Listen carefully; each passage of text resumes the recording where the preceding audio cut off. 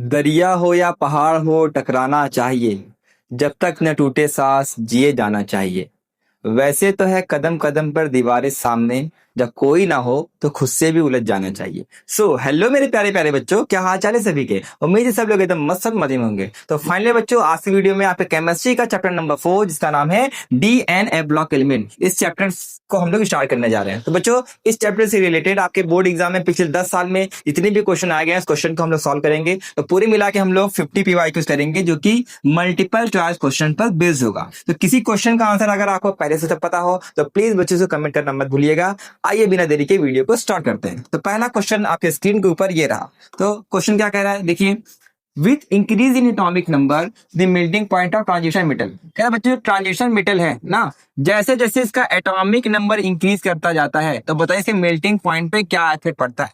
हाँ, atomic number बढ़ने से ट्रांजिशन मेटल का मेल्टिंग पॉइंट क्या होगा। हाँ, पहले वो बढ़ेगा फिर घटेगा, या फिर लगातार बढ़ता ही जाएगा, या फिर पहले घटेगा फिर बढ़ेगा, या फिर कांस्टेंट होगा, यानी उसमें कोई भी चेंज नहीं आएगा। तो आपको ये पता होना चाहिए कि एटॉमिक नंबर बढ़ने से उसका मेल्टिंग पॉइंट क्या होता है। तो देखो, एनसीईआरटी में ये ग्राफ दिया गया है, इसकी मदद से मैं आपको समझाना चाहता हूँ। तो देखिए, ये आपका जो रेड लाइन दिया है बच्चों, ये आपका 3D सीरीज का एलिमेंट है।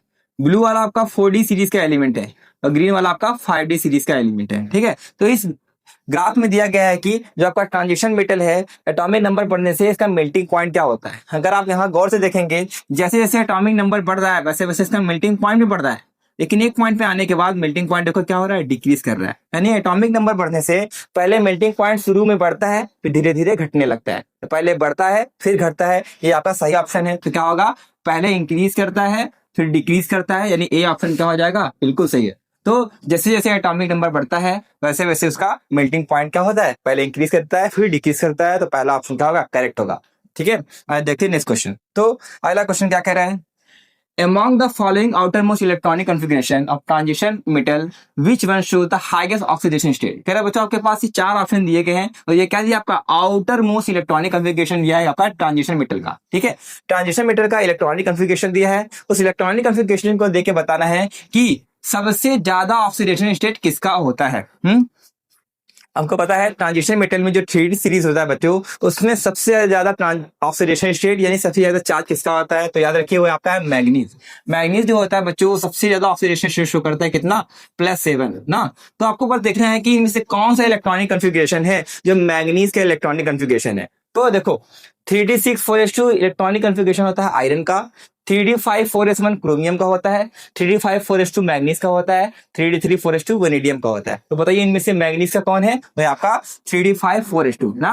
तो सी वाला ऑप्शन क्या है, करेक्ट है। 3D5 4s2 मैग्नीज का इलेक्ट्रॉनिक कन्फिग्रेशन होता है, और मैग्नीज ही बच्चों जो होता है जो सबसे ज्यादा ऑक्सीडेशन स्टेट शो करता है। तो आपको यह पता होना चाहिए कि किस मेटल का कौन सा इलेक्ट्रॉनिक कन्फिग्रेशन होता है, तभी आप निकाल पाएंगे। इलेक्ट्रॉनिक कन्फिग्रेशन चैप्टर का बहुत मोस्ट इंपॉर्टेंट टॉपिक है, तो इलेक्ट्रॉनिक कन्फिग्रेशन आपको पहले से निकालने आना चाहिए। ठीक है, देखते हैं नेक्स्ट क्वेश्चन। तो अगला क्वेश्चन क्या कह रहा है कि which are the following does not show variable oxidation state. कह रहे हैं इन चारों में से कौन सा ऐसा मेटल है जो कि वेरिएबल ऑक्सीडेशन स्टेट नहीं शो करता है। तो पहले आपको ये समझना पड़ेगा कि वेरिएबल ऑक्सीडेशन स्टेट का क्या मतलब होता है। देखो, जब कोई मेटल एक से ज्यादा चार्ज शो करता है तो हम लोग बोलते हैं वेरिएबल ऑक्सीडेशन स्टेट। जैसे यहाँ पे देखिए, मैग्नीज जो है +2 से लेके +7, Fe जो है +2 से लेके +6 ना। तो सबका यहाँ पे ऑक्सीडेशन स्टेट दिया गया है। तो टाइटेनियम से लेके कॉपर तक हर मेटल आपका एक से ज्यादा चार्ज शो करता है, यानी इसके पास वेरिएबल ऑक्सीडेशन स्टेट होता है। तो कौन है जो एक से ज्यादा चार्ज शो नहीं करता है, देखो सिर्फ एक ही चार्ज, स्कैंडियम के पास +3 चार्ज होता है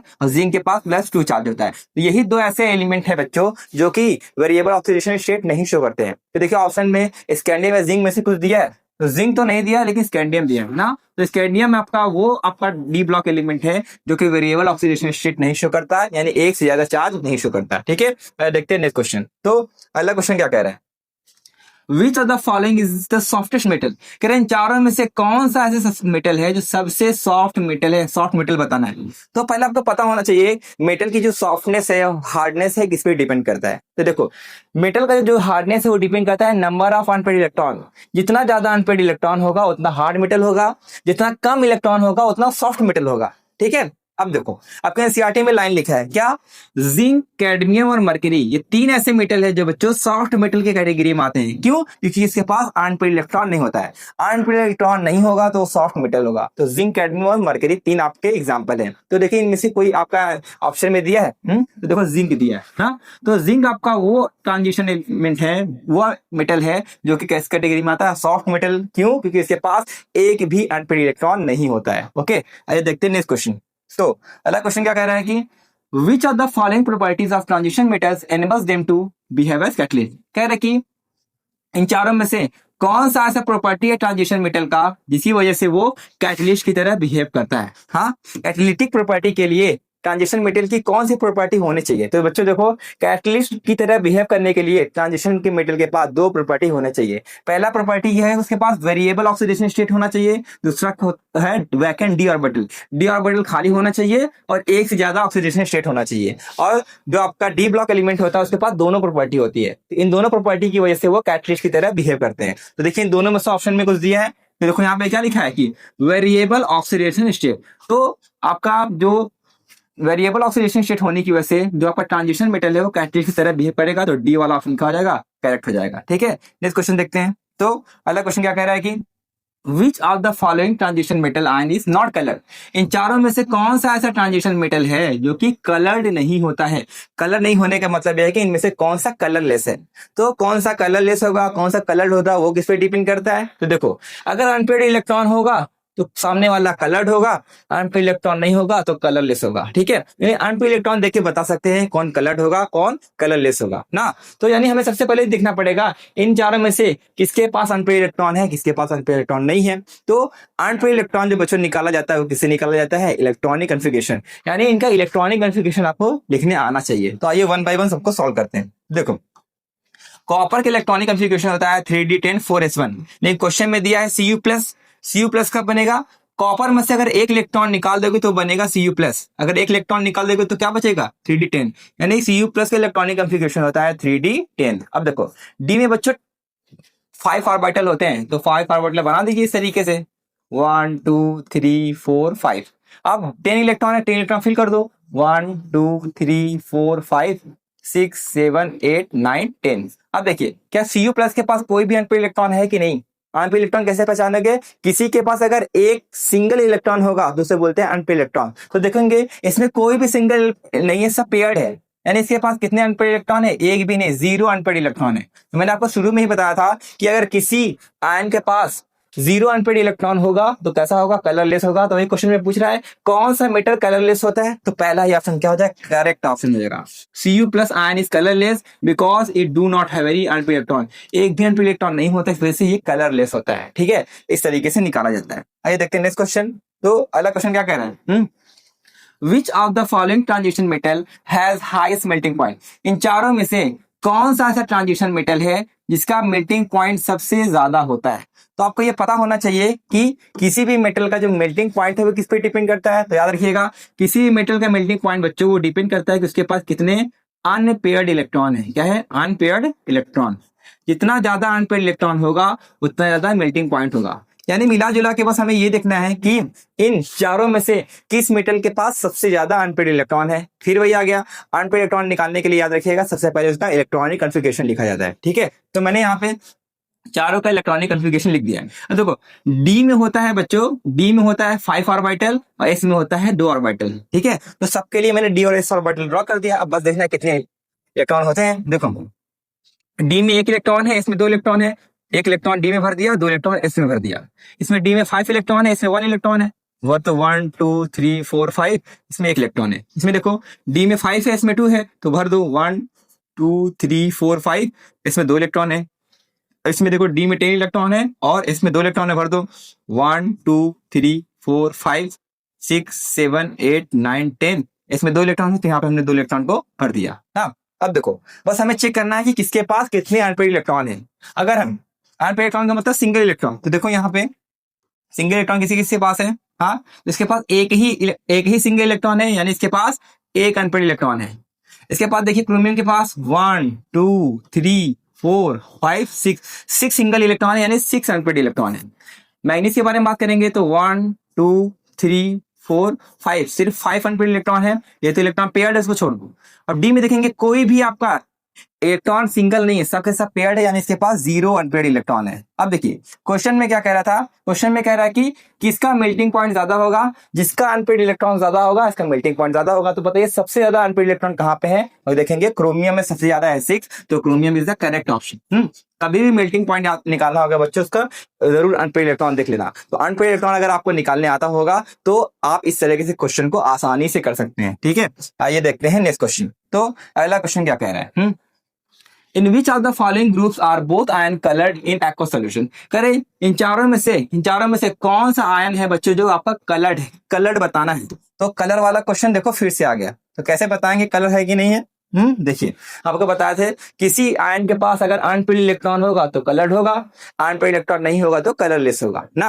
बस आपको चेक करना है कि जिसके पास अनपेड इलेक्ट्रॉन होगा वही कलर्ड होगा, वही आपका सही ऑप्शन होगा। तो आइए 1 बाय 1 चेक करते हैं। तो जो भी आपके पास चारों आयन है, मैंने इससे पहले इलेक्ट्रॉनिक कन्फिगरेशन लिख दिया है। तो देखो कॉपर का होता है 3d10 लेकिन Cu प्लस से क्या होगा, प्लस का मतलब एक इलेक्ट्रॉन निकाल दो तो क्या बचेगा, एक इलेक्ट्रॉन निकालोगे यहाँ पे बचेगा 3d10, प्लस 4 का मतलब है चारों इलेक्ट्रॉन निकाल दो, तो यहाँ से 2 गया, यहाँ से 2 गया, तो 2 यहाँ 4 इलेक्ट्रॉन निकल गए, तो इसका 3d 0 हो जाएगा, सब इलेक्ट्रॉन खाली। प्लस 2 का मतलब 2 इलेक्ट्रॉन निकाल दो तो क्या बचेगा, 2 इलेक्ट्रॉन गया तो क्या बचेगा 3d 7। अब यहाँ पे आयरन में क्या है, प्लस 2 का मतलब 2 इलेक्ट्रॉन निकाल दो तो क्या बचेगा 3d 6 बचेगा। सबको फिल करिए, 10 इलेक्ट्रॉन फिल कर दो, 1 2 3 4 5 6 7 8 9 10, इसमें 0 है तो खाली छोड़ दो, 7 है, 1 2 3 4 5 6 7, इसके पास 6 है, 1 2 3 4 5 6। तो देखिए मैंने आपको क्या बताया था कि अगर किसी के पास अनपेड इलेक्ट्रॉन होगा तो कलर्ड होगा। तो देखो किसके पास अनपेड इलेक्ट्रॉन है, इसका सारा इलेक्ट्रॉन पेयर्ड है, तो इसके पास एक भी अनपेड इलेक्ट्रॉन नहीं है, तो खाली है, इसके पास भी नहीं है। देखो इसके पास 1 2 3 अनपेड इलेक्ट्रॉन है, यहाँ पे 1 2 3 4 अनपेड इलेक्ट्रॉन है, यानी इन दोनों के पास अनपेड इलेक्ट्रॉन है। तो यानी कौन हो जाएगा, Cu+2 और Fe2+, यही दो आयन है बच्चे जो कलर्ड होंगे, क्योंकि कलर्ड होंगे किसके पास अनपेड इलेक्ट्रॉन है। तो अनपेड इलेक्ट्रॉन होगा तो कलर्ड होगा, तो Cu और Fe2+ सही है, Cu भी सही है, Fe2+ सही है, तीसरा चौथा दोनों सही है, तो सी वाला ऑप्शन लगा के आएंगे। तो देखो अनपेड इलेक्ट्रॉन से कितने सारे क्वेश्चन आए हैं। तो अनपेड इलेक्ट्रॉन बच्चों आप तभी निकाल पाएंगे जब किसी का इलेक्ट्रॉनिक कॉन्फ़िगरेशन आपको पहले से ही पता होगा, ठीक है। देखते हैं नेक्स्ट क्वेश्चन। तो नेक्स्ट क्वेश्चन कह रहा है कि out of titanium +3, chromium +3, Fe+2 और Ni2+ ion the one which is most stable in aqueous solution. देखो कह रहे हैं इन चारों में से कौन सा ऐसा आयन है जो सबसे ज्यादा स्टेबल होगा किसमें, एक्वस सॉल्यूशन में। तो देखो किसी भी आयन की अगर आपको स्टेबिलिटी देखनी है एक्वस सॉल्यूशन में तो कैसे देखते हैं। देखो बच्चों जो किसी भी आयन की स्टेबिलिटी डिपेंड करती है एक्वस सॉल्यूशन में, वो दो चीजों पे है। पहला उसका हाइड्रेशन एंथैल्पी कितना है, दूसरा उसका इलेक्ट्रॉनिक कॉन्फ़िगरेशन क्या है, इन दोनों पर डिपेंड करता है। देखो जितना ज्यादा चार्ज होगा उतना ज्यादा हाइड्रेशन एंथैल्पी होगा, उतना ज्यादा स्टेबल होगा, ठीक है। और बस आपको देखना है कि किसके पास कितना ज्यादा चार्ज है, जितना ज्यादा चार्ज होगा उतना ज्यादा स्टेबल होगा। तो बताइए सबसे ज्यादा चार्ज किसके पास है। अगर आप देखेंगे यहाँ पे टाइटेनियम पे +3 चार्ज है, क्रोमियम पे +3 चार्ज है, ये +2 काट दो, क्योंकि हमने बताया कि जितना ज्यादा चार्ज होगा उतना ज्यादा स्टेबल होगा। अब तो दो ऑप्शन आ गया, टाइटेनियम भी आ गया, क्रोमियम भी आ गया। अब इन दोनों में कौन है, देखो जब चार्ज सेम हो गया तो बच्चों अब देखते हैं इलेक्ट्रॉनिक कॉन्फ़िगरेशन। अब जिसका इलेक्ट्रॉनिक कॉन्फ़िगरेशन स्टेबल होगा तो उसकी स्टेबिलिटी ज्यादा होगी सॉल्यूशन में। देखते हैं किसका इलेक्ट्रॉनिक कॉन्फ़िगरेशन स्टेबल होता है। तो देखो टाइटेनियम और क्रोमियम में, हम टाइटेनियम किसके बारे में बात करेंगे, इसके बारे में बात करेंगे। यहाँ पे टाइटेनियम +3 दिया है, आप समझो टाइटेनियम +3 का मतलब क्या होता है, +3 का मतलब है टाइटेनियम में से 3 इलेक्ट्रॉन निकाल दो, तो 2 यहाँ से इलेक्ट्रॉन निकालोगे, एक यहाँ से, तो कितना बचेगा 3d1 बचेगा। क्रोमियम के बारे में बात करेंगे तो हमें निकालना है किसका, क्रोमियम +3 का मतलब एक इलेक्ट्रॉन यहाँ से निकाल दो, 2 यहाँ से निकाल दो, तो 5 में से 2 निकालोगे कितना बचेगा 3d3 बचेगा। अब इन दोनों में से कौन स्टेबल है, देखो इन दोनों में से बच्चों क्रोमियम का इलेक्ट्रॉनिक कॉन्फ़िगरेशन स्टेबल है। क्यों स्टेबल है, देखो इसका रीजन बताते हैं। देखो हमें पता है डी में आपके 5 ऑर्बिटल होते हैं, ठीक है, 5 ऑर्बिटल बना दिए, 1 2 3 4 5, ठीक है। अब ये ऑर्बिटल बच्चों जाके स्प्लिट हो जाता है, ये 2 ऊपर टूट जाता है, 3 नीचे, ठीक है। एक का नाम रखा जाता है T2G, एक का नाम रखा जाता है Eg ना। तो देखो क्रोमियम के डी में कितने इलेक्ट्रॉन है, 3 इलेक्ट्रॉन, तो भर दो 1 2 3। गौर से देखेंगे ये कैसे हाफ फिल्ड है, देखो हाफ फील्ड का मतलब तीनों में एक एक इलेक्ट्रॉन है तो बोलते हैं हाफ फील्ड है, और हाफ फील्ड बच्चों स्टेबल होता है ना। मिला जुला के कहने का ये मतलब है क्रोमियम का चार्ज भी ज्यादा है, क्रोमियम का इलेक्ट्रॉनिक कन्फिगरेशन भी स्टेबल है, इस वजह से कैसा होता है ये सबसे ज्यादा स्टेबल होगा। तो कौन सा ऑप्शन लगा के आएंगे आप, chromium +3 he is the most stable ion in aqueous solution. ठीक है, आइए देखते हैं नेक्स्ट क्वेश्चन। तो अगला क्वेश्चन क्या कह रहा है कि out of titanium +3, chromium +3, manganese +2 और Na2+ ion the one which has highest magnetic movement, इन चारों में से बच्चों बताना है किसका मैग्नेटिक मूवमेंट सबसे ज्यादा होगा। हाँ, मैग्नेटिक मूवमेंट किसका सबसे ज्यादा होगा। पर आपको ये पता होना चाहिए कि मैग्नेटिक मूवमेंट किस पे डिपेंड करता है। तो देखो मैग्नेटिक मूवमेंट को हम लोग लिखते हैं म्यू से, ठीक है। तो किसी भी आयन का मैग्नेटिक मूवमेंट बच्चों डिपेंड करता है उसके पास कितने अनपेड इलेक्ट्रॉन होंगे। जितना ज्यादा अनपेड इलेक्ट्रॉन होगा उतना ज्यादा मैग्नेटिक मूवमेंट होगा। यानी बस हमें मिला जुला के ये देखना है कि इन चारों में से किसके पास सबसे ज्यादा अनपेड इलेक्ट्रॉन है। फिर वही आ गया, अनपेड इलेक्ट्रॉन निकालने के लिए इलेक्ट्रॉनिक कन्फिगरेशन लिखना होगा। तो सबका इलेक्ट्रॉनिक कन्फिगरेशन लिखा है पहले से। देखो टाइटेनियम +3 का मतलब 3 इलेक्ट्रॉन निकाल दो, 2 यहां से गया और 1 यहां से गया, तो कितना बचा 3d1। अब देखो क्रोमियम में को +3 में जाने के लिए 3 इलेक्ट्रॉन लूज करना पड़ेगा। एक इलेक्ट्रॉन यहां से लूज करेगा, 2 इलेक्ट्रॉन यहां से लूज करेगा, तो क्या बचेगा 3d3 बचेगा। ऐसे ही मैग्नीज से जाएगा +2 में तो 2 इलेक्ट्रॉन लॉस करेगा, तो क्या बचेगा 3d5 बचेगा। और निकल से +2 में जाएगा तो 2 इलेक्ट्रॉन यहां से लॉस करेगा, तो क्या बचेगा 3d8। अब जितने जितने इलेक्ट्रॉन है उनको फिल कर दो। इसके डी में 1 इलेक्ट्रॉन है तो 1 इलेक्ट्रॉन भर दो, 3 है तो 3 भर दो, 1 2 3। यहाँ पे कितने हैं 5 है, 1 2 3 4 5। और निकल के पास कितने हैं 8 इलेक्ट्रॉन, 1 2 3 4 5 6 7 8। अब आपको देखना है कि सबसे ज्यादा अनपेड इलेक्ट्रॉन कहाँ पे है। देखो यहाँ पे सिर्फ और सिर्फ एक ही अनपेड इलेक्ट्रॉन है। यहाँ पे देखो 3 अनपेड इलेक्ट्रॉन दिख रहे होंगे, ठीक है। इसके बाद देखेंगे 1 2 3 4 5 अनपेड इलेक्ट्रॉन है। इसके पास कितने हैं, इसके पास 1 और 2, 2 सिंगल इलेक्ट्रॉन है यानी 2 अनपेड इलेक्ट्रॉन है ना। तो बताइए सबसे ज्यादा अनपेड इलेक्ट्रॉन किसके पास है, वो है आपका मैग्नीज के पास सबसे ज्यादा होता है +5 ना। तो जितना ज्यादा अनपेड इलेक्ट्रॉन होगा उतना ज्यादा मैग्नेटिक मूवमेंट होगा। तो manganese is the correct option. Mn+2 के पास कितना अनपेड इलेक्ट्रॉन है, पूरे मिला के 5 अनपेड इलेक्ट्रॉन है। 5 अनपेड इलेक्ट्रॉन होने की वजह से क्या होगा, सबसे ज्यादा मैग्नेटिक मूवमेंट होगा। ठीक है, देखते हैं नेक्स्ट क्वेश्चन। तो अगला क्वेश्चन क्या कह रहा है, अगला क्वेश्चन यहाँ पे कह रहा है कि The product of oxidation of I- with MnO4- in alkaline medium। कह रहा है कि जब हम लोग I- का ऑक्सीडेशन कराएंगे MnO4- के साथ बेसिक मीडियम में, तो बताइए क्या प्रोडक्ट बनेगा। आपके पास 4 ऑप्शन है ना। तो देखो यहाँ पे आपको बता देना चाहता हूँ, जो बच्चों MnO4- है, ठीक है, ये आपका होता है एक ऑक्सीडाइजिंग एजेंट। होता है ऑक्सीडाइजिंग एजेंट।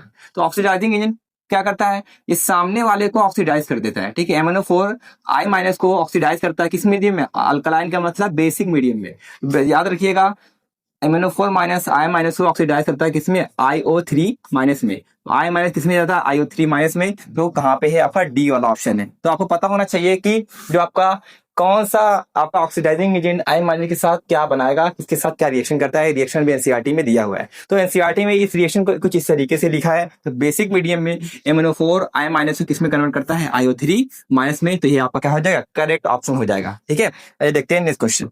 तो अगला क्वेश्चन क्या कह रहा है, out of the following statement the incorrect statement. Okay, pass 4 statement है, 4 स्टेटमेंट में से बताना है कौन सा स्टेटमेंट इनकरेक्ट है। गलत वाला बताना है, याद रखिए गलत वाला ही आपका सही आंसर होगा। तो आइए एक 1 बाय 1 चेक करते हैं। कहता है कि lanthanum is actually an element of transition series. देखो कह रहा है जो लैंथनम होता है वो एक ट्रांजिशन सीरीज का एलिमेंट है, यानी कि वो डी ब्लॉक एलिमेंट है। सही बात है कि नहीं। देखो लैंथनम का इलेक्ट्रॉनिक कॉन्फ़िगरेशन होता है 5d1 6s2। तो जिस एलिमेंट का लास्ट इलेक्ट्रॉन डी में जाता है उसे हम लोग बोलते हैं डी ब्लॉक एलिमेंट या ट्रांजिशन एलिमेंट। यानी पहला ऑप्शन क्या है, ट्रू है ना। तो जो आपका लैंथनम होता है बच्चों वो आपका ट्रांजिशन एलिमेंट होता है। ठीक है, दूसरा ऑप्शन देखिए, कह रहा है कि zirconium and hafnium have almost identical atomic radius because of lanthanoid contraction. कह रहा है लेंथेनॉइड कंट्रैक्शन की वजह से जर्कोनियम और हाफनियम इन दोनों की एटॉमिक रेडियस, एटॉमिक साइज क्या होती है, सेम होती है। सही बात है, लेंथेनॉइड कंट्रैक्शन की वजह से जर्कोनियम और हाफनियम दोनों का एटॉमिक साइज सेम होता है। ठीक है, ये भी बात सही है, तो ट्रू हो जाएगा। फिर क्या कह रहा है कि ionic radius decreases from La+C से La। ठीक है, कह रहा है La+C से Lu तक जाएंगे तो उसका आयनिक साइज डिक्रीज करेगा। तो जी हाँ, बिल्कुल सही बात है, ये आपका डिक्रीज करता है। लैंथनम से ल्यूटेरियम तक जब जाएंगे तो आपका आयनिक रेडियस डिक्रीज करेगा। क्यों डिक्रीज करता है, क्योंकि इस होता है यहाँ पे आपका लेंथोइड कॉन्ट्रैक्शन। लेंथोइड कॉन्ट्रैक्शन की वजह से इसका आयनिक साइज डिक्रीज कर जाता है, यानी ये वाला भी बात क्या है, सही बात है। देखो डी वाला क्या कहता है, lanthanide are radioactive in nature. कह रहा है जो लेंथेनाइड होता है वो रेडियो एक्टिव होता है, तो जी नहीं, ये स्टेटमेंट आपका फॉल्स है।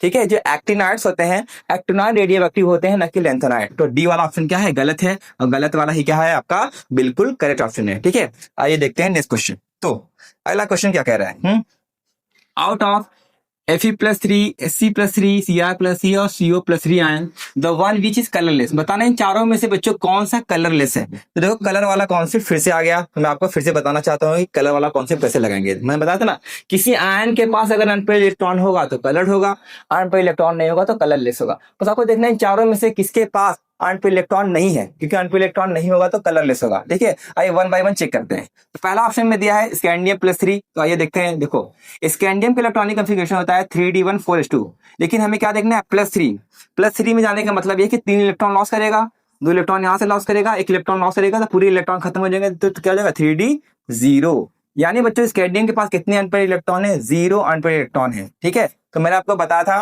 किसी के पास अगर अनपेयर्ड इलेक्ट्रॉन नहीं होगा तो कलरलेस होगा, यानी आपका स्कैंडियम+3 कैसा होगा, कलरलेस। क्यों कलरलेस होगा, क्योंकि इसके पास एक भी अनपेयर्ड इलेक्ट्रॉन नहीं है। अनपेयर्ड इलेक्ट्रॉन ना होने की वजह से ये कैसा होता है, कलरलेस होता है। तो इससे कितने सारे क्वेश्चन आते हैं, तो आपको इलेक्ट्रॉनिक कॉन्फ़िगरेशन अनपेयर्ड इलेक्ट्रॉन निकालने आना चाहिए, तभी आप इस तरह के क्वेश्चन को आसानी से सॉल्व कर पाएंगे। ठीक है, देखते हैं नेक्स्ट क्वेश्चन। तो नेक्स्ट क्वेश्चन क्या कह रहा है कि the element having 3d10 4s1 electronic configuration. देखो कह रहे हैं इन चारों में से कौन सा ऐसा एलिमेंट है इसका इलेक्ट्रॉनिक कॉन्फ़िगरेशन 3d10 4s1 होता है। तो आपको पहले पता होना चाहिए कि किसका इलेक्ट्रॉनिक कॉन्फ़िगरेशन क्या होता है। तो मैंने चारों का यहाँ पे लिखा हुआ है।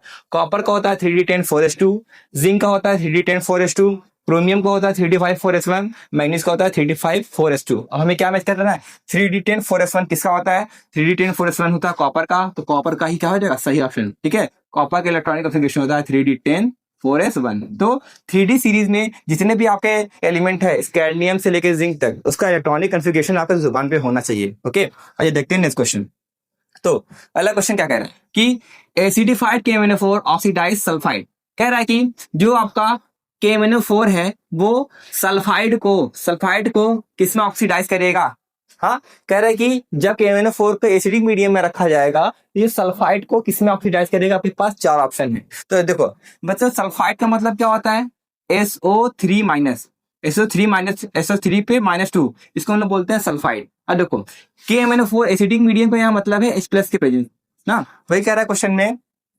H+ के प्रेजेंस में जो KMnO4 है ये SO3- को किसमें चेंज करता है। तो देखो यहाँ पे देखो जो आपका KMnO4 है, ओके, जो KMnO4 होता है बच्चों, उसको बोलते हैं पोटेशियम परमैंगनेट, जो होता है ऑक्सीडाइजिंग एजेंट। ठीक है, तो जो पोटेशियम परमैंगनेट होता है ये आपके सल्फाइड को, यानी SO3 पे 2- चार्ज को, इसको ऑक्सीडाइज करता है एसिडिक मीडियम में। एसिडिक मीडियम मतलब H+ की प्रेजेंस में, तो इसको ऑक्सीडाइज करता है बच्चों सल्फेट में। सल्फेट का मतलब होता है SO4 पे 2-, तो सल्फाइड से क्या बनाता है, सल्फेट बनाता है। ये ऑप्शन क्या हो जाएगा आपका, करेक्ट हो जाएगा। ठीक है, तो SO3 से क्या बनेगा, SO4 पे 2-, तो कहाँ पे है, डी वाला ऑप्शन क्या हो जाएगा, करेक्ट होगा। तो आपके एनसीईआरटी में लिखा है कि जो आपका KMnO4 होता है वो सल्फाइड को एसिडिक मीडियम में किसमें कन्वर्ट कर देता है, सल्फेट में कन्वर्ट कर देता है। तो SO4 क्या हो जाएगा, आपका सही ऑप्शन हो जाएगा। तो बच्चों KMnO4 का आपके एनसीईआरटी में एसिडिक और बेसिक मीडियम में रिएक्शन दिया गया, उस रिएक्शन को आप सारे रिएक्शन को अच्छे से एक बार देख लेना। ठीक है, देखते हैं नेक्स्ट क्वेश्चन।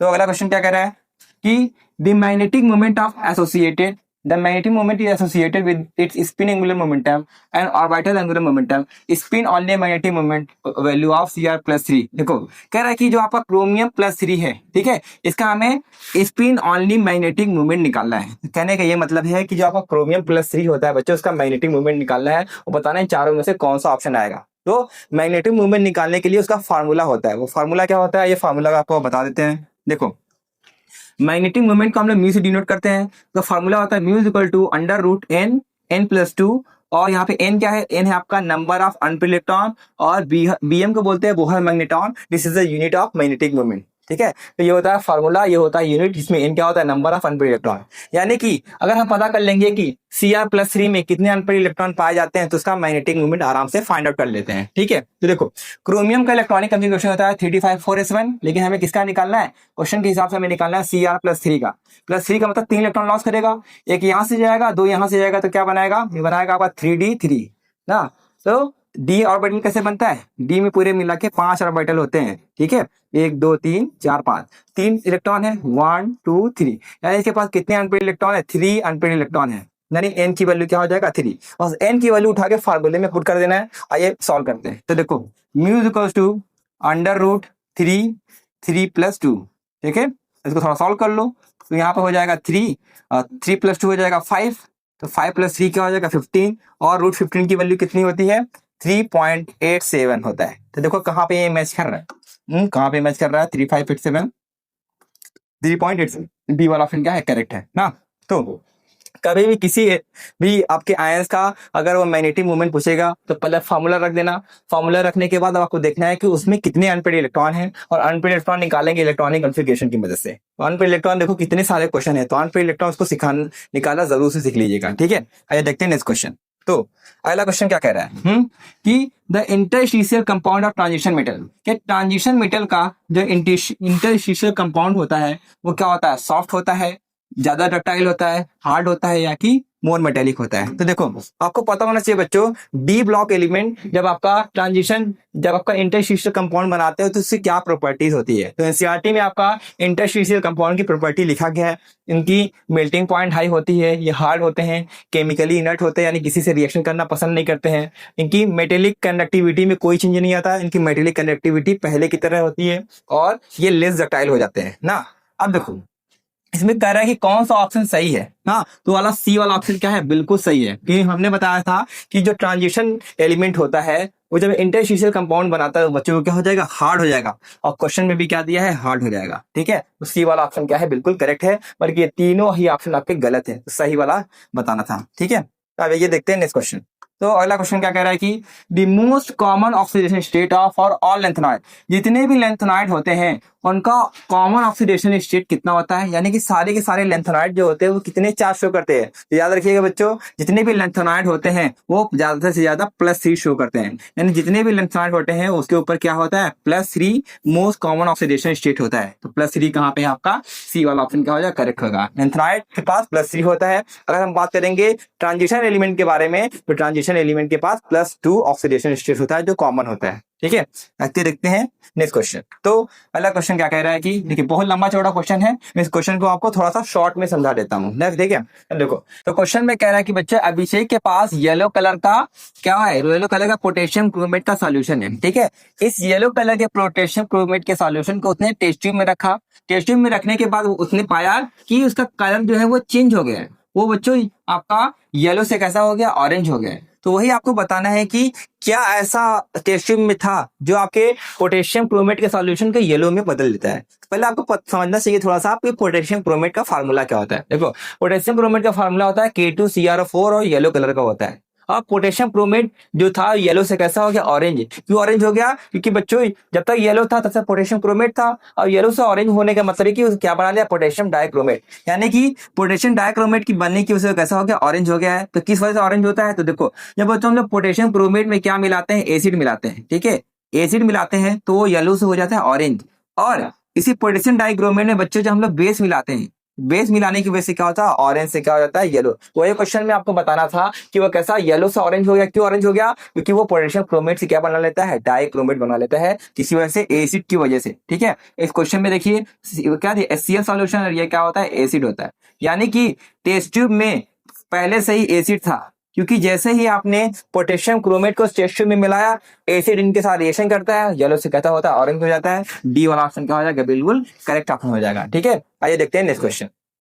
तो इस क्वेश्चन में कह रहा है कि which of the following ion has the electronic configuration 3d6। कह रहा है बच्चा आपके पास ये 4 तरह के आयन देखे हैं, इन चारों आयन में से बताना है कि किसका इलेक्ट्रॉनिक कॉन्फ़िगरेशन होता है जो 3d6 होता है। हाँ, तो पहले आपको पता होना चाहिए किस आयन का क्या इलेक्ट्रॉनिक कॉन्फ़िगरेशन होता है। आइए उसको हम बारी बारी आपको सिखाते हैं। तो देखो पहले में क्या दिया है, पहले में दिया है Ni+3। ओके, तो लिख दीजिए Ni3+। अब देखो प्लस 3 का मतलब क्या होता है, देखो निकल में से 3 इलेक्ट्रॉन निकाल दोगे तो प्लस 3 में बनेगा, तो 2 इलेक्ट्रॉन यहां से निकाल दो, 1 इलेक्ट्रॉन यहां से 3 हो जाएगा, तो क्या बचेगा 3d7। ऐसे ही कोबाल्ट का कितना दिया आपका, कोबाल्ट +3, यानी यहाँ पे 3 इलेक्ट्रॉन निकाल दो, 2 यहां से निकाल दो, 1 यहां से निकाल दो, तो क्या बचेगा 3d6 बचेगा। अब क्या दिया यहाँ पे Mn2+, Mn2+ का मतलब 2 इलेक्ट्रॉन निकालते हो, 2 इलेक्ट्रॉन निकालोगे तो क्या बचेगा, बचेगा यहाँ पे 3d5 बचेगा। और लास्ट में दिया है Mn+3, और Mn+3 का मतलब ये 3 इलेक्ट्रॉन निकालो, 2 यहां से गया, 1 यहां से गया, तो क्या बचेगा 3d4 बचेगा ना। तो वही ऑप्शन में कह रहा है कि इनमें से कौन सा ऐसा आयन है बच्चों जिसका इलेक्ट्रॉनिक कॉन्फ़िगरेशन 3d6 होगा, तो 3d6 किसका है, 3d6 है आपका Co+3 का, तो Co+3 आपका सही ऑप्शन है, क्या होगा Co+3। हाँ, तो किसी भी आपका अगर मेटल का आपको इलेक्ट्रॉनिक कॉन्फ़िगरेशन पता है तो उसके आयन का भी इलेक्ट्रॉनिक कॉन्फ़िगरेशन हम इजीली निकाल सकते हैं। ठीक है, आइए देखते हैं नेक्स्ट क्वेश्चन। तो पहला क्वेश्चन क्या कह रहा है कि which of the following Cu2+ halide is not exist, कह रहा है कि इन चारों में से कौन सा ऐसा Cu2+ का हैलाइड है बच्चों जो नहीं बनाता है। देखो पहले समझो Cu2+ हैलाइड का मतलब क्या होता है। देखो यहाँ पे कह रहा है कि Copper+2 जब रिएक्शन करता है हाइड्रोजन के साथ तो हाइड्रोजन पे होता है -1 चार्ज, तो ये कौन सा कंपाउंड बनाता है, ये बनाता है आपका Cu(X2) बनाता है। ठीक है, यहाँ पे हाइड्रोजन क्या हो सकता है, फ्लोरीन हो सकता है, क्लोरीन हो सकता है, ब्रोमीन हो सकता है और आयोडीन हो सकता है। वही कह रहा है कि Cu+2 का कौन सा हैलाइड है जो कि नहीं बनता है। तो आपके पास ये 4 ऑप्शन है, तो देखिए आप बारी बारी समझाना चाहते हैं। CuBr2 भी बनता है, CuCl2 भी बनता है, CuF2 भी बनता है, CuI2 नहीं बनता है। हाँ, तो बच्चों Cu2+ का जो हैलाइड है वो चारों में से कौन सा नहीं बनता है, CuI2 नहीं बनता है। क्यों नहीं बनता है, इसका भी रीजन सीआरटी में दिया है। होता क्या है बच्चों, जो Cu+2 होता है ये होता है ऑक्सीडाइजिंग एजेंट ना। ये ऑक्सीडाइजिंग एजेंट क्या होता है, ये I- को किस में आयोडाइज कर देता है, I2 में, और खुद किस में रिड्यूस होता है, Cu2I2 में। कॉपर पे होता है +1 चार्ज। यानी कहने का ये मतलब है कि जो Copper+2 हैलाइड है वो Cu2 नहीं बनाता बल्कि क्या बनाता है, Cu2I2 बनाता है, इस फॉर्म में एग्जिस्ट करता है। तो Cu2 एग्जिस्ट नहीं करता है, तो कहाँ है ऑप्शन बी वाला ऑप्शन क्या हो जाएगा, करेक्ट होता है। यही Copper+2 का हैलाइड है जो कि एग्जिस्ट नहीं करता है। ठीक है, आइए देखते हैं नेक्स्ट क्वेश्चन। तो पहला क्वेश्चन क्या कह रहा है कि the ions of metal of group 12 zinc cadmium mercury have completely filled d orbital, so they, कह रहा है जो जिंक कैडमियम और मरकरी होता है इनका पास कंप्लीटली फिल्ड डी ऑर्बिटल होते हैं। तो बताइए इनका अगर डी ऑर्बिटल पूरे का भरा है तो बताओ इनमें से ये क्या हो सकते हैं। डी ऑर्बिटल भरने का मतलब क्या है कि इन तीनों के बच्चे जो डी ऑर्बिटल है, इन डी ऑर्बिटल में कितने इलेक्ट्रॉन है, 3 इलेक्ट्रॉन है। ठीक है, तो देखो कभी भी याद रखिएगा किसी भी डी ऑर्बिटल का अगर पूरा ऑर्बिटल भरा होगा तो बच्चों वहां पे ट्रांजिशन एलिमेंट नहीं कहलाते। ठीक है, जिसका डी ऑर्बिटल भरा होगा वो क्या होता है, ट्रांजिशन एलिमेंट नहीं होता है। तो वही कह रहा है कि जिंक कैडमियम मरकरी का पूरा ऑर्बिटल फिल होता है, इसकी वजह से क्या होता है, they do not behave as transition metal, transition metal नहीं बिहेव करते। क्यों, इसका पीछे का लॉजिक भी समझ लीजिए। देखो पहले समझिए कि ट्रांजिशन मेटल क्या होता है, वो डी ब्लॉक एलिमेंट जिसके पास कम से कम एक अनपेड इलेक्ट्रॉन होगा, एक अनपेड इलेक्ट्रॉन होगा या पार्शियली फिल्ड डी ऑर्बिटल होगा, इन दोनों केस में वो आपके ट्रांजिशन मेटल कहलाते हैं।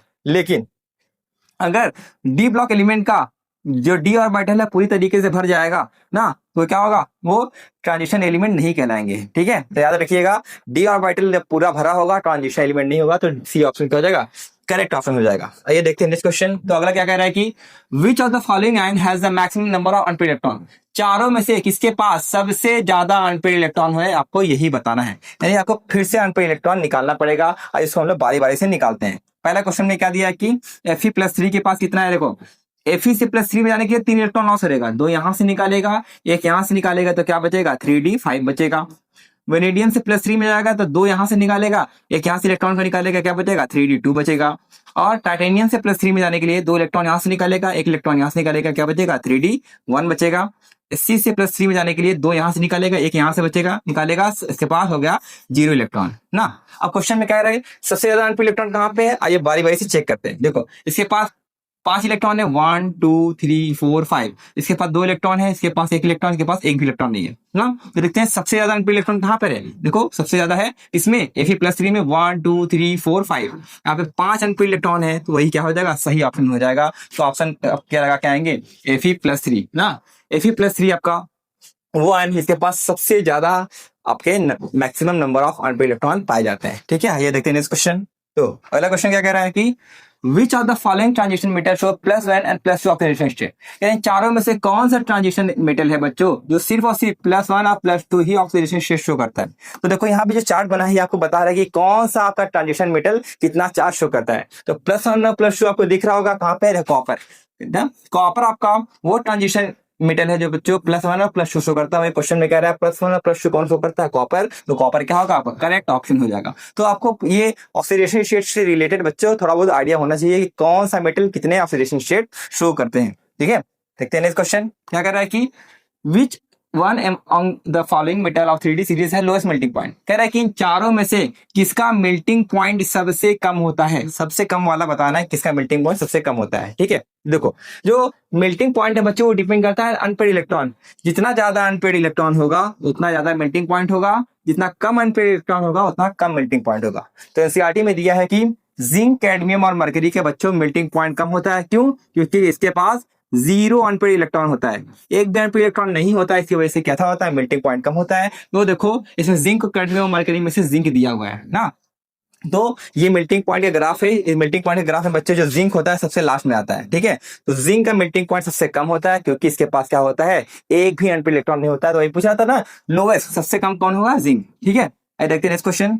तो अगला क्वेश्चन क्या कह रहा है कि lanthanoid contraction is due to increasing, कह रहा है कि इन चारों में से क्या चीज बढ़ने से लेंथेनॉइड कॉन्ट्रैक्शन बढ़ता है। पहले समझिए कि लेंथेनॉइड कॉन्ट्रैक्शन का मतलब क्या होता है बच्चों। लेंथेनॉइड कॉन्ट्रैक्शन का एक सिंपल सा मतलब देखो एटॉमिक साइज का छोटा होना है। तो क्या चीज बढ़ने से लेंथेनॉइड कॉन्ट्रैक्शन बढ़ता है, यानी एटॉमिक साइज छोटा होता है। तो देखो बच्चों लेंथेनॉइड कॉन्ट्रैक्शन दो चीज पे डिपेंड करता है। तो लेंथेनॉइड कॉन्ट्रैक्शन पहले डिपेंड करता है शील्डिंग इफेक्ट, दूसरा इफेक्टिव न्यूक्लियर चार्ज। देखो जितना ज्यादा शील्डिंग इफेक्ट होगा, ठीक है, उतना ज्यादा आपका साइज होगा और उतना ही कम लेंथेनॉइड कॉन्ट्रैक्शन होगा, लेंथेनॉइड कॉन्ट्रैक्शन उतना ही कम होगा। ठीक है, कहने का ये मतलब है कि शील्डिंग इफेक्ट बढ़ने से लेंथेनॉइड कॉन्ट्रैक्शन कम होता है।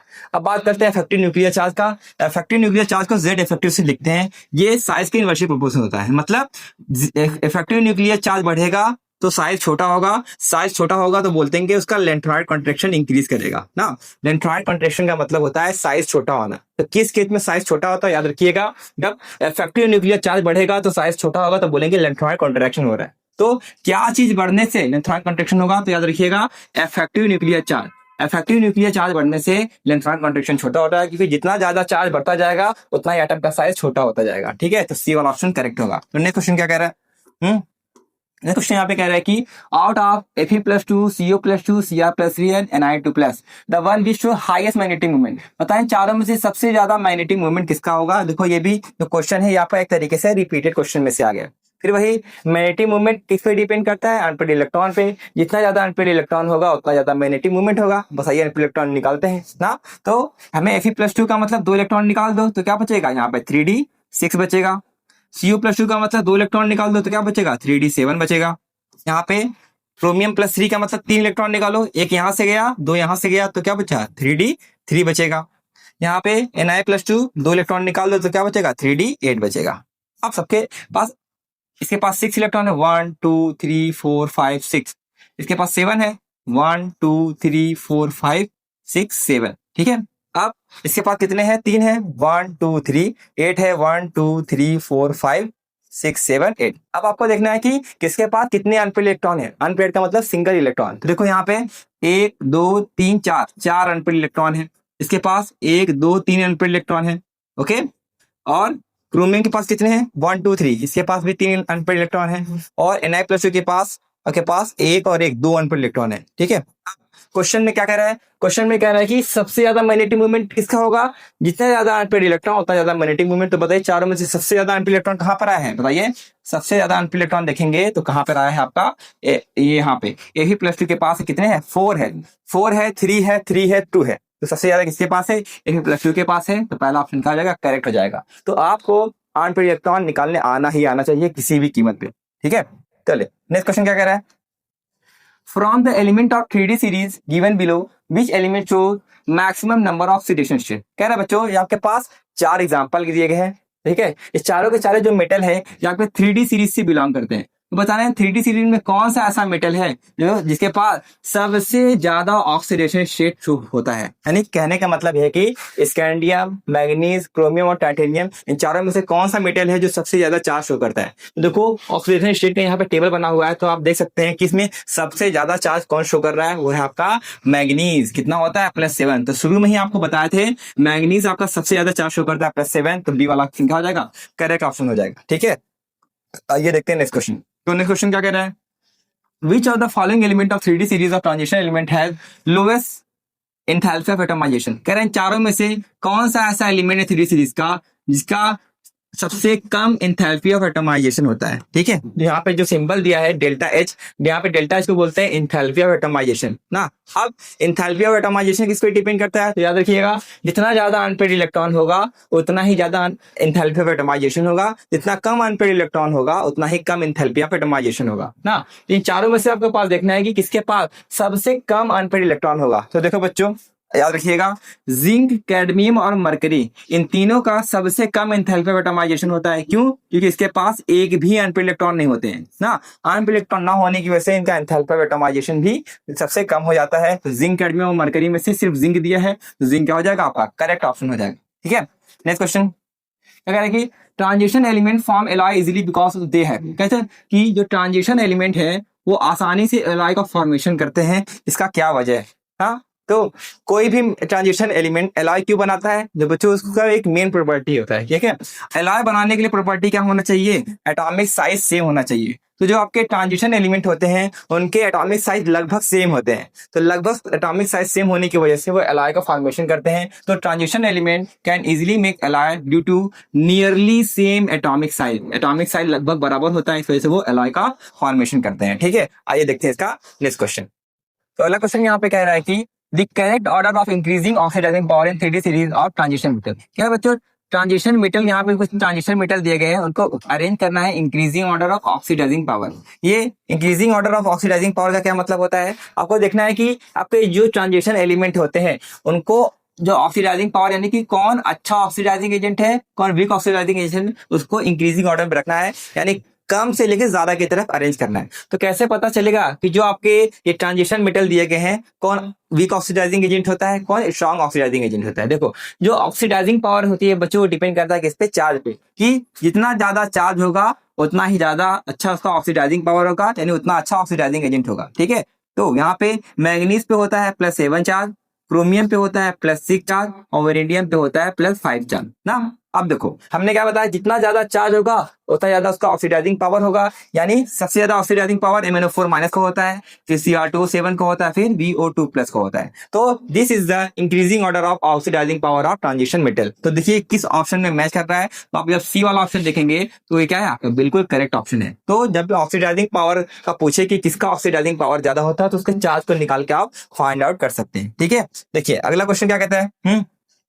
When MnO2 is fused with KOH in air it give। कह रहा है जब MnO2 को हीट करते हैं KOH के साथ एयर के प्रेजेंस में, तो वो क्या फॉर्मेशन करता है? आपके पास 4 ऑप्शन है। देखो, ये जो क्वेश्चन लिया गया है वो आपका क्वेश्चन लिया गया है preparation of potassium permanganate. Potassium permanganate हम लोग कैसे बनाते हैं, उसमें से एक रिएक्शन ये है। देखो, कह रहा है कि जो MnO2 को KOH के साथ हीट करते हैं एयर के प्रेजेंस में, मतलब ऑक्सीजन के प्रेजेंस में, तो क्या बनाता है? K2MnO4 बनाता है, इसको हम बोलते हैं पोटेशियम मैग्नेट। तो पोटेशियम मैग्नेट क्या हो जाएगा? आपका करेक्ट ऑप्शन हो जाएगा। ठीक है, नेक्स्ट क्वेश्चन देखते हैं। तो अगला क्वेश्चन क्या कह रहा है कि the most stable oxidation state of iron. कह रहा है कि आयरन का सबसे स्टेबल ऑक्सीडेशन स्टेट क्या होता है आपके पास? ये इतने ऑप्शन दिए गए हैं। पहले आपको ये पता होना चाहिए जो आयरन होता है वो आयरन कितने ऑक्सीडेशन स्टेट शो करता है। देखो बच्चों, आयरन 2 तरह का ऑक्सीडेशन स्टेट शो करता है। एक तो करता है +2 और दूसरा शो करता है +3। आयरन यही 2 तरह का ऑक्सीडेशन स्टेट शो करता है। अब इन्हीं दोनों में से कोई ऑप्शन होगा। तो देखो, किसी की स्टेबिलिटी अगर आपको चेक करनी होती है तो उसका इलेक्ट्रॉनिक कॉन्फ़िगरेशन चेक करते हैं, यानी देखते हैं कि +2 और +3 में से किसका इलेक्ट्रॉनिक कॉन्फ़िगरेशन ज्यादा स्टेबल है। देखो, आयरन का इलेक्ट्रॉनिक कॉन्फ़िगरेशन होता है 3d6 4s2 और +2 में जाने के लिए 2 इलेक्ट्रॉन लॉस करेगा। 2 इलेक्ट्रॉन लॉस करेगा तो क्या बनाएगा? 3d6 बनाएगा। ठीक है, 3d6 बनाएगा। अब +3 का मतलब 3 इलेक्ट्रॉन लॉस करेगा, 2 यहां से लॉस करेगा, 1 यहां से लॉस करेगा, तो क्या बनाएगा? 3d5। अब बच्चों 3d5 का मतलब होता है हाफ फिल्ड, और हाफ फिल्ड क्या होता है? स्टेबल होता है। तो कहने का ये मतलब है +3 वाला जो होता है वो ज्यादा स्टेबल होता है, +2 वाला कम स्टेबल होता है। ठीक है, तो +3 वाला ऑप्शन में कहाँ पे है? तो आयरन जब आपका +3 ऑक्सीडेशन स्टेट में होगा तो क्या होगा, ज्यादा स्टेबल माना जाता है, क्योंकि उसका पास हाफ फील्ड होता है। हाफ फील्ड और फुल्ली फील्ड ऑर्बिटल स्टेबल होते हैं, इस वजह से आपका +3 आपका करेक्ट ऑप्शन हो जाएगा। ठीक है, अब देखते हैं अगला क्वेश्चन। ये क्वेश्चन क्या कह रहा है कि which one of the following first order transition element is expected to have high third ionic enthalpy. करें इन चारों में से कौन सा ऐसा ट्रांजिशन एलिमेंट है बच्चों जिसका थर्ड आयनिक एंथैल्पी सबसे ज्यादा होता है। अब देखिए यहाँ थोड़ा मतलब समझिए। आयनिक एंथैल्पी का मतलब होता है किसी एटम में से इलेक्ट्रॉन को निकालना। एटम में से इलेक्ट्रॉन को निकालते हैं तो उसकी आयनिक एंथैल्पी ज्यादा होती है। ठीक है, जितना ज्यादा स्टेबल आपका मॉलिक्यूल होगा उतना ज्यादा इसका इलेक्ट्रॉनिक कॉन्फ़िगरेशन हाई होता है ना। तो देखो थर्ड आयनिक एंथैल्पी का मतलब समझिए। थर्ड आयनिक एंथैल्पी का मतलब होता है कोई मेटल अगर +2 में है, +2 में से अगर +3 में जाएगा उसको बोलते हैं third ionic enthalpy. Third ionic enthalpy उसको बोला जाता है। तो आइए पहले देखते हैं कि Fe जो है वो +2 में जाना +2 से +3 में जाना चाहता है कि नहीं ना। तो पहले किस में जाएगा, Fe किस में जाएगा, +2 में। ऐसे ही आपका Mn भी किस में जाएगा, +2 में जाएगा। और Cr भी कितने में जाएगा, +2 में। और वैनेडियम भी किस में जाएगा, +2 में। अब +2 से सबको किस में जाना है, 3 में जाना है। तो पहले देखते हैं +2 का इलेक्ट्रॉनिक कॉन्फ़िगरेशन क्या होता है। तो कैसे निकालोगे, देखो Fe से +2 में जाने के लिए 2 इलेक्ट्रॉन लॉस करेगा तो क्या बचेगा, 3d। 6 बचेगा, 2 खत्म होगा, 6 बचेगा। ये भी क्या करेगा, 2 इलेक्ट्रॉन लॉस करेगा, क्या बचेगा, 3d, 5 बचेगा। अब ये 2 इलेक्ट्रॉन लॉस करेगा तो एक यहां से जाएगा, एक यहां से जाएगा, तो क्या बचेगा, 3d, 4 बचेगा। वैनेडियम में भी +2 में से 2 इलेक्ट्रॉन यहां से निकला तो क्या बचेगा, 3d, 3 बचेगा ना। अब देखिए यहाँ पे, अब आपको देखना है ये कौन सा स्टेबल है। देखिए बच्चों, हाफ फील्ड और फुल्ली फील्ड आपका स्टेबल होता है। फुल्ली फील्ड क्या होता है, स्टेबल होता है ना। तो देखेंगे जो ये वाला क्या है बच्चों, हाफ फील्ड है। और हाफ फील्ड है तो बच्चों वो आपका Mn+2 से +3 में जाने के लिए उसको ज्यादा एनर्जी चाहिए। क्यों, क्योंकि स्टेबल में से इलेक्ट्रॉन निकालना मुश्किल होता है, तो वहां पर उसका आयनिक एंथैल्पी ज्यादा होगा। तो कौन सा ऑप्शन लगा के आएंगे, वो है आपका मैंगनीज। मैंगनीज का बच्चों जो आपका थर्ड आयनिक एंथैल्पी होगा वो क्या होगा, ज्यादा होगा, क्योंकि उसके पास होता है डी में 5 इलेक्ट्रॉन। और 5 इलेक्ट्रॉन में से इलेक्ट्रॉन निकालना मुश्किल होता है क्योंकि स्टेबल होता है। तो इस तरीके से ये ऑप्शन कंप्लीट हो गया। ठीक है, तो इतने ही क्वेश्चन आपके 10 साल में आए हुए थे। होप सो इसको देखने में आपको मजा आया होगा। ठीक है, तो इस वीडियो को अपने दोस्तों के साथ शेयर करिएगा। ठीक है, ऐसे मजेदार वीडियो के साथ मिलते हैं नेक्स्ट वीडियो में। Have a good day.